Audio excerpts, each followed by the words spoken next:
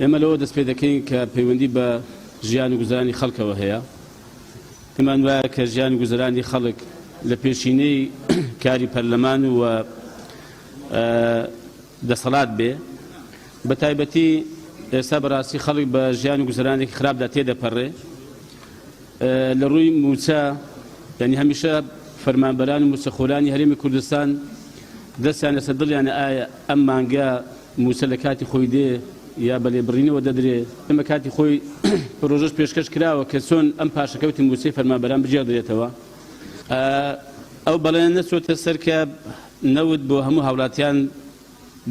هاوڵاتیان بدرێ و دابەش بکرێ، بێزگە لە گرانی بازار و سوتەمەنی و بێکاری گەنجان و نەبوونی هەلی کار و تا دوایی.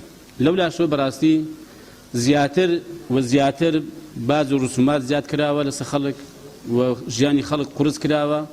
یعنی دوکانداری وا هەیە، خاوەن مارکێتی وا هەیە، دەڵێ من 5 زۆر 6 زۆر پارە دەدەم بە حکومەت، بەڵام لەو سەریشەوە تەماشای بازارەکەی دەکەی، تەماشای هێنانی کەلوپەلی دەکەی کە چەند تووشی زیان و کێشە بووە.